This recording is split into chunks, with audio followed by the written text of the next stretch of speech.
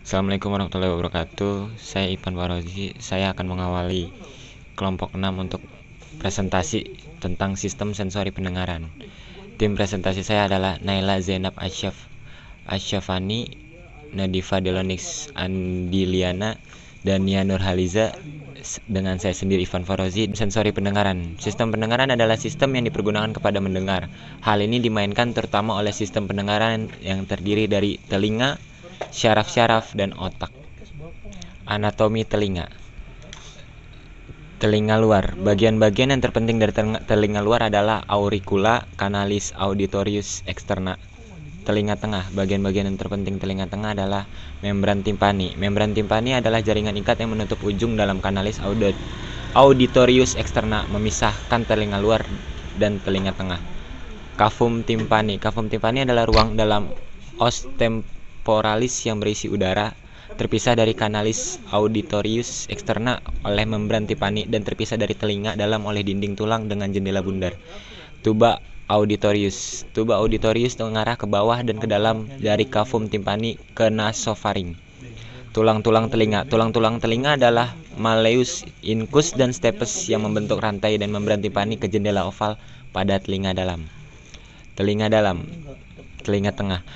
Koklea atau organ pendengaran, canalis semicircularis atau organ keseimbangan, vestibulum atau organ keseimbangan, terdiri atas utriculus dan sacculus yang terisi endolimfe dan dikelilingi oleh perilimfe. Indera pendengaran. Di indera pendengaran terdapat koklea.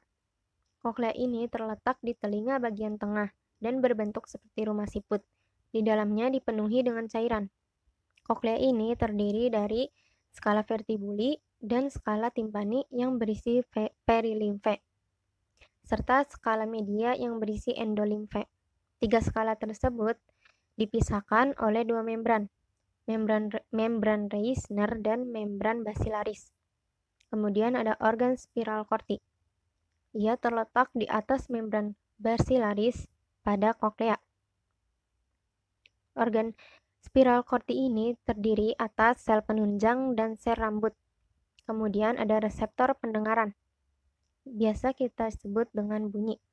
Bunyi adalah penginderaan yang dihasilkan jika mendapat getaran longitudinal pada molekul dari lingkungan luar, yaitu fase perapatan dan perenggangan molekul yang saling bergantian mencapai membran timpani.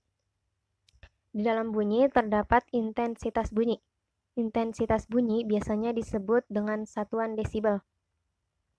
Jika suara bisik-bisik akan terdengar sebesar 20 desibel, jika mengobrol atau bercerita dan berbicara biasa akan terdengar 60 desibel.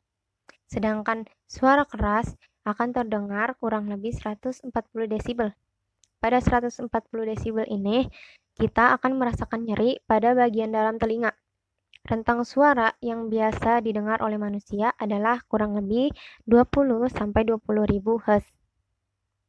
Hantaran gelombang bunyi ke telinga dalam. Hantaran gelombang bunyi ke telinga dalam melalui 3 cara. Cara yang pertama, konduksi osikular, yaitu pengantaran melalui membran timpani dan tulang-tulang telinga ke cairan telinga dalam. Yang kedua, konduksi udara, yaitu gelombang bunyi membangkitkan getaran pada membran timpani sekunder yang menutupi fenestra rotunda atau jendela bundar. Yang terakhir, konduksi tulang, yaitu transmisi getaran melalui tulang tengkorak ke cairan telinga dalam. Selanjutnya, perambatan gelombang. Jarak antara stapes dengan titik maksimum intensitas gelombang bervariasi menurut frekuensi getaran yang membangkitkan gelombang. Suara nada tinggi membangkitkan gelombang yang mencapai intensitas maksimum pada basis koklea. Suara nada rendah intensitas maksimumnya pada apeks.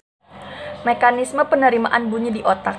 Jaras impuls auditorius bermula dari nervus cochlearis yang bergabung dengan nervus vestibulocochlearis menuju nukleus cochlearis pada medula oblongata. Dari sini, impuls dilanjutkan menuju colliculus inferior atau pusat refleks auditorius, lalu menuju nukleus geniculatus medialis pada thalamus, dan akhirnya mencapai cortex auditorius pada lobus temporalis.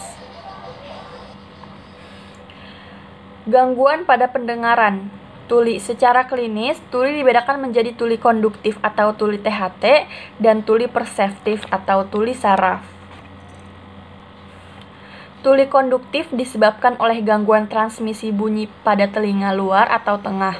Penyebabnya antara lain serumen atau kotoran telinga atau benda asing, destruksi tulang-tulang telinga, penebalan membran timpani akibat infeksi berulang telinga tengah, rigiditas perlekatan steps pada fenestra vestibuli otosklerosis. Tuli perseptif disebabkan oleh kerusakan pada reseptor peran atau jaras saraf.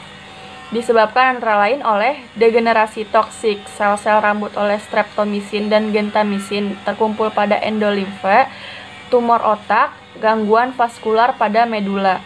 Beberapa cara pemeriksaan pendengaran yaitu tes bisik, tes Garputala, tes Rine, Weber, dan Swabah, pemeriksaan audiometri.